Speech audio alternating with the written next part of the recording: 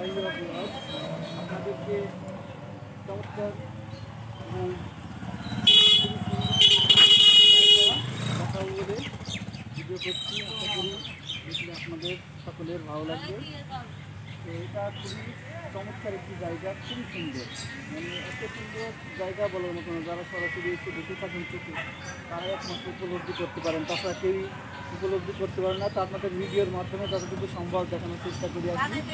দেখেন, আপনারা সাথে থাকেন এবং দেখাই আপনাদেরকে। তো ভিউয়ার্স দেখতে পাচ্ছেন এগুলা সবই পাম গাছ, এগুলা সবই পাম গাছ সারিবদ্ধভাবে লাগানো আছে রাস্তার দুই ধারে। এখানে বিশেষ করে পহেলা বৈশাখ এবং দুইটা ঈদে, রমজানের ঈদে, ঈদ উল ফিতরে এবং কোরবানির যে ঈদ, এই সময়ে এখানে লোকের জায়গা দেওয়া খুব টাফ ব্যাপার হয়ে যায়।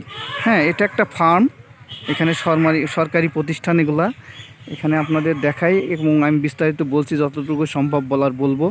ঠিক আছে, এখন ধান কাটছে, এই যে এদিকে ধান, আর এদিকে জমি হাজার হাজার বিঘা জমি, সবই হচ্ছে সরকারি জমি, এই ফার্মের জমি, সরকারি আওতাধীন। সরকার এখানে বিভিন্ন ধরনের চাষাবাদ করে থাকেন এবং সেই চাষাবাদ, সেই ফসলের মাধ্যমে বীজ উৎপাদন করে থাকেন। এখানে 5টি ফার্ম আছে এবং হাজার হাজার বিঘা জমি আছে, যেগুলো সরকারি, সম্পূর্ণ পাবলিকের কোনো কিছুই না, সবই সরকারি। তো দেখতে পাচ্ছেন চমৎকার একটি ভিউ, রাস্তার দুই ধারে আপনার শুধু পাম গাছ আর পাম গাছ, মানে এত সুন্দর লাগে। এখানে অনেকে ছবি উঠাতে আসে, ভিডিও করতে আসে, তারপরে আপনার সময় কাটাতে আসে, খুবই সুন্দর। এখানে প্রচুর লোকজন আসে সব সময়ই, মানে লোক থাকে না সব সময়। এখানে বিশেষ করে বৈশাখ এবং 2 ঈদে সবচেয়ে বেশি লোক থাকে, বেশি লোক আসে না সব সময়, এটা আর কি।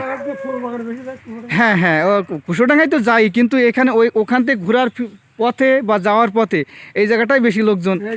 হ্যাঁ হ্যাঁ, ওইটাই বলছি, যেহেতু আমার বাড়ির পাশে, আমার বাড়ি হাসাদা, আমি তো সবসময় আসি, আমি জানি যে আসলে চমৎকার একটি জায়গা, খুবই সুন্দর, মানে দেখলে মন ভরে যাবেই।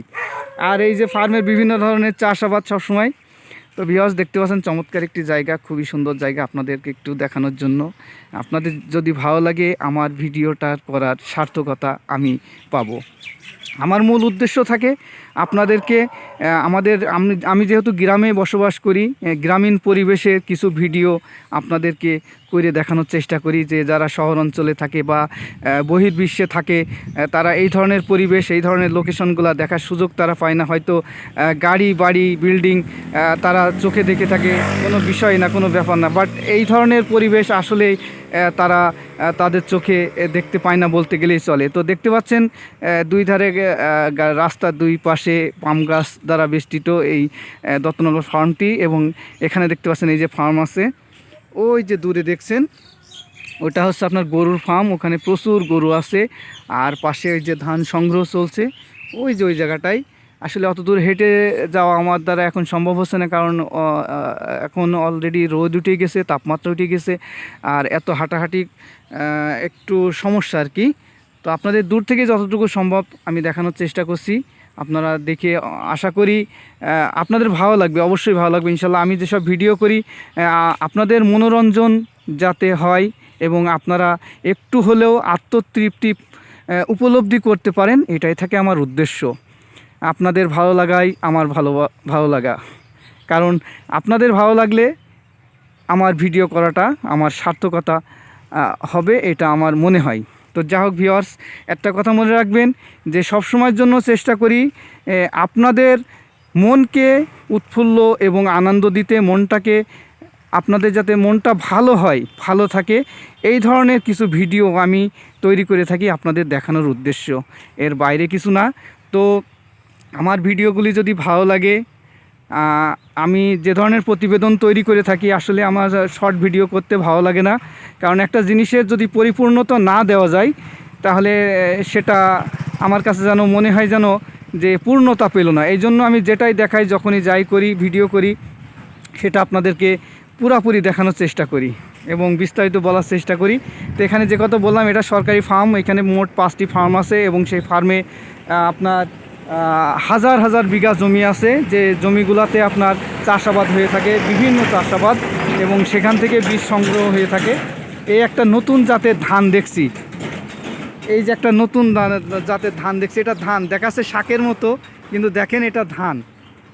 আমি একটু ইয়ে করে দেখাই আপনাদের, এই যে এটা কিন্তু ধান, এটা ধান, একটা নতুন জাতের ধান খুব সম্ভবত, কিন্তু দেখে মনে হচ্ছে শাক।